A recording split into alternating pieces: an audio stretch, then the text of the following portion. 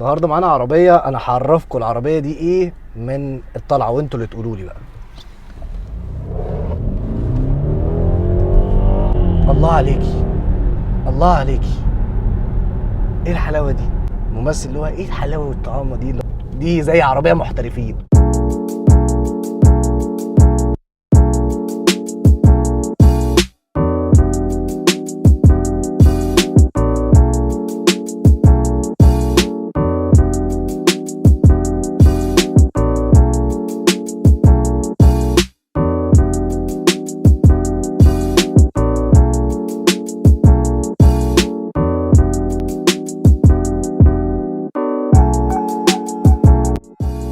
انا الوحش 330 البي ام دبليو ال 2016 اللي هنا بيطلع 252 هورس باور عند 5200 لفه، وبيطلع 350 نيوتن متر تورك. 330 وال 340 الشباب كلها بتعشقها.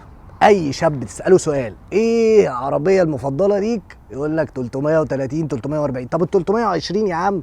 لك لا، انا اركب الموتور الوحش ده. وخلي بالك ال 340 بقى حدث ولا حرج بقى، انت معاك موتور 6 سلندر وبيطلع بقى هورس باور اعلى من ده وتورك اعلى من ده. فالعربيه اللي معانا النهارده دي 330 2016 عربيه، واحنا دلوقتي في 2022 ممكن ما يكونش ليها منافس. احنا في 2022 يعني عدى حوالي 6 سنين، تتكلم في 6 سنين عربيه على الوقت اللي احنا فيه ده محتفظه بقوتها ومحتفظه بشكلها، حتى شكلها الخارجي حلو. يعني للوهله الاولى كده لما تشوف الشكل ده تقول لا هو لسه ما قدمش. وخلي بالكم ال 320 الجديده الجي 20 كنت نزلت لها فيديو، هحط لكم اللينك بتاعه فوق. ال 320 لسه ما انتشرتش، الجي 20 لسه ما انتشرتش. الشكل ده منتشر جدا في مصر. طيب تعالوا بقى اكلمكم على المواتير اللي بتنزل من اول ال 330 وال 335 وال 340. 330 2000 سي سي توين باور تربو، بتطلع 252 هورس باور، بتطلع 350 نيوتن متر تورك. طيب ال 335 موتور اختلف بقى، الوحش بتاع ايه؟ بي ام دبليو. مين؟ اللي هو ال 3000 سي سي توين باور تربو، بيطلع 302 هورس باور وبيطلع 400 نيوتن متر تورك. طب ال 340 3000 سي سي بيطلع 322 هورس باور. دي كده سريعا ال 330 335 وال 340. النهارده معانا عربيه، انا هعرفكم العربيه دي ايه من الطلعه وانتوا اللي تقولوا لي بقى.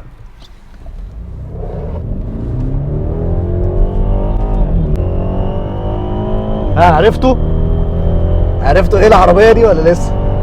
العربيه اللي معانا النهارده هي 330 بي ام دبليو 2016، بتطلع هي طبعا 2000 سي سي، والموتور ده بينزل في ال 320. بس الموتور اللي موجود هنا ده معمول له تيوننج. الموتور ده بيطلع 252 هورس باور عند كام لفه بقى؟ عند 5200 لفه. هو عدد هورس باور جامد قوي بيطلع عند عدد لفات قليله جدا، فطبعا اداء العربيه بيبقى قوي جدا. وبتطلع 350 نيوتن متر تورك عند 1450 لفه للمحرك. برضو التورك بيطلع عند عدد لفات للمحرك قليل جدا، وده اللي بيخلي العربيه معشوقه، الشباب بتعشقها. ليه؟ تورك بيطلع تورك جامد قوي بيطلع عند عدد لفات قليل، وهورس باور بيطلع عند عدد لفات قليل. فهي الشباب بتحبها جدا عشان هي عربيه بتديك الاداء الشبابي والرياضي اللي كل الشباب بتحب. عربيه اي شاب دلوقتي داخل جامعه لسه عايز يركب بقى عربيه بقى، هيروح يركب على طول 330 340. يقول لك لا انا ما ركبتش 23. لا لا لا لا، هي 330 340. العربيه طبعا لو خدتوا بالكم في الملفات، العربيه ثابته جدا في الملفات، والجنط اللي فيها انت مش حاسس بيه. الوهله الاولى لما تشوف ان الجنط 18 تخاف تقلق، تقول بقى ده في دبدبه، ده في ترزيع.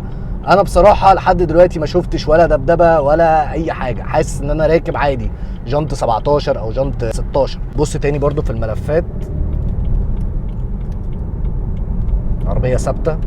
ايه الفرق ما بين مثلا ال 330 وال 320؟ الفرق تيوننج، هو عامل شويه تيوننج في الموتور، قادر يطلع هورس باور اعلى وتورك اعلى. طيب الفرق بقى اللي انا حسيته ايه في السواقه؟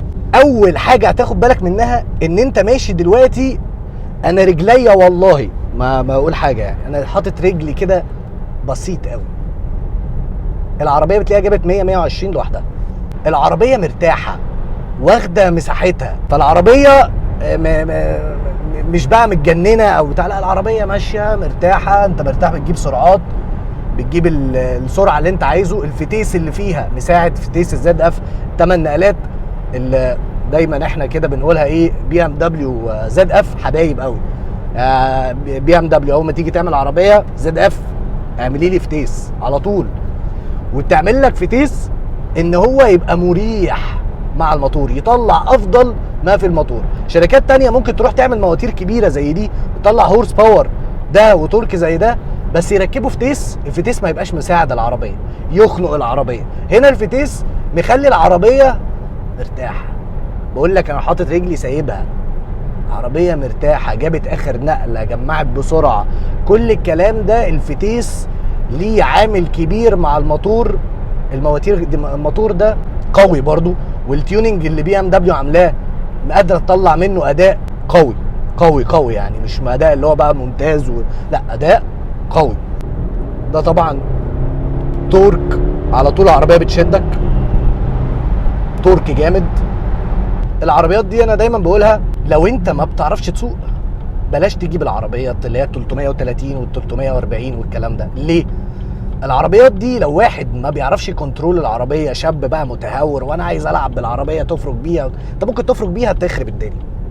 ممكن وانت في طلعه كده العربيه تلعب منك. انا مش بقول يعني ان البي ام مش هتعرف تسيطر عليها، بس هي محتاجه سويقه. يعني اللي يركب ال 330 واللي يركب 340 لازم تكون سواق، لازم تبقى عارف الموتور اللي تحت رجلك ده ايه، العربيه اللي معاك دي ايه. ما ينفعش اللي هو لا انا عايز اجيب عربيه اجري وابقى مستمتع، لا انت ممكن تجيب عربيه تجري وتبقى مستمتع تخرب الدنيا. فالعربيه دي انا دايما بقولها هتجيب العربيه دي لازم لازم لازم تكون بتعرف تسوق. دي زي عربيه محترفين، دي عربيات المحترفين 330 و 340 محترف هاتها. بالعفشه هنا لا يعني تحس ان هي مفيش دبدبه، مفيش تنطيط في المطبات الهواء، لا مفيش الكلام ده. العربيه ماسكه كده في الارض ومرتاحه معاك وزي الفل. اتكلم بقى على مساحات الرؤيه. مساحات الرؤيه ممتازه، مفيش حاجه مضايقاك، ولا ده مضايقك ولا ده مضايقك، مساحات الرؤيه كويسه جدا. العزل في العربيه مسموع، العزل مش احسن حاجه في العربيات الاف 30، بس العزل ده قدروا ان هم يطوروه جامد جدا في الجي 20، في ال 320 الجديده، في الاكس 3 الجديده لما عملوا الازاز اللي هو بيبقى دبل. وهم تقريبا حسوا بالمشكله اللي عندهم في الاف 30، عزل وحش. انا خليني اقولها يعني اكون صريح، يعني مش كل حاجه تبقى شكر في العربيه، بس لا العزل هنا انا سامع كل حاجه. عوامل الامان، عوامل الامان 5 ستارز، يعني مش هنبص بي ام دبليو عامله ايه، عوامل امان ايه هنا ايه. العربيه دي طبعا فيها كاميرا خلفيه، الشاشه الكبيره، فيها العدادات المتعارف عليها من بي ام دبليو، النظام الاي درايف المعتاد بتاع بي ام دبليو مش هنقعد نتكلم، كلكم اكيد عارفينه. وطبعا عصايه الفتيس والماوس الكبير، فيها جلد بالكامل، وبرضه هم عاملينه في ال 320 ان الجلد ماشي مع التابلو، يعني هتلاقي ماشي مع التابلو، ماشي مع البيبان، ماشي مع طبعا في فتحه سقف حلوه. طبعا في ال 320 الثانيه جي 20 عملوها فتحه سقف كبيره قوي، بس بتفتح عند حته معينه. هنا شوفها برضو بتقف نفس الحته ولا هنا بتفتح للاخر. هناك كبروها قوي، كبروا الفتحه قوي، بس ما تفهمش يعني كبرتوها وبتقفلوها عند حته معينه. طبعا ده الله عليكي، الله عليكي، ايه الحلاوه دي؟ عارفين ايه اللي هو ممثل اللي هو ايه الحلاوه والطعامه دي، اللي هو كان بيبقى انا بحط لكم الفيديو بتاعه. عربيه سواقتها ممتعه بتخليك مستمتع كده، لا اللي هو انا النهارده ما وريش حاجه بس انا هاخد العربيه كده الفلف بيها. بس هرجع واقول لو انت مش بتعرف تسوق ما تجيبش العربيه، عشان مش هتعرف تسيطر عليها ومش هتعرف تحكمها، وحتى لو جبتها ما تلعبش بيها. يعني احنا عايزين ايه؟ الامان دايما. هنجرب دلوقتي التسارع من 0 ل 100 في ال 330.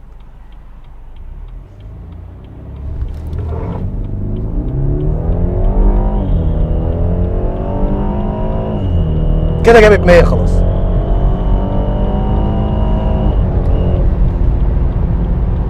عربية طبعا بعد كل ده ماسكة في الأرض. تحسسك للوهله الاولى ان هي فور ويل مش دفع خلفي. بص دلوقتي انا بدوس دوسه اللي هي بص تورك، ده تورك يا جماعه، ده تورك قوي عند عدد لفات قليل. دلوقتي في ال 330 هقول لكم ازاي نفعل او ناكتيفيت اللونش كنترول. اول حاجه هنعملها ان احنا نجيب العربيه على السبورت بلس، ونجيب عصايه الفتيس مانيوال، وندوس البريك لحد الاخر خالص، وندوس لحد اخر البتاع، ونشيل رجلينا اهو.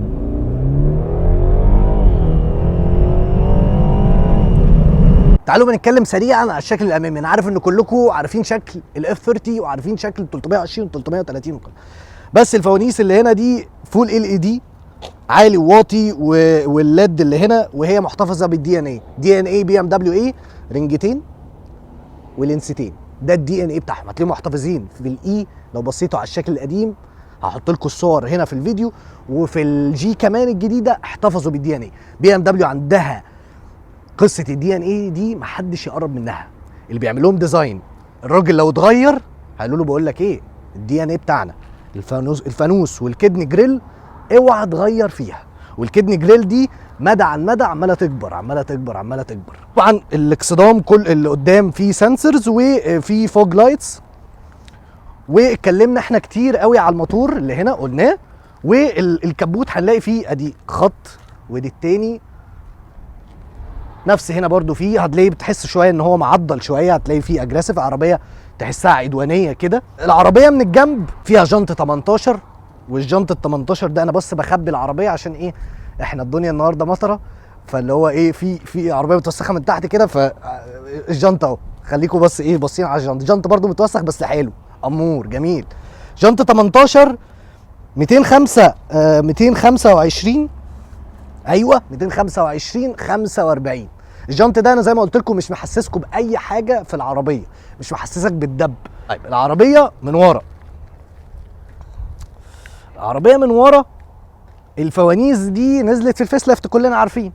الفوانيس دي فول ال اي دي برضو شكلها جامد جدا. واعتراضي الوحيد يا جماعه، كانت محتاجه دي اكزوست كده فتحتين طلعتين كده زي ال 340، موتور قوي فيطلع منه ده، يطلع منه طرب زي ما انت عايزه، ده ورورو كله.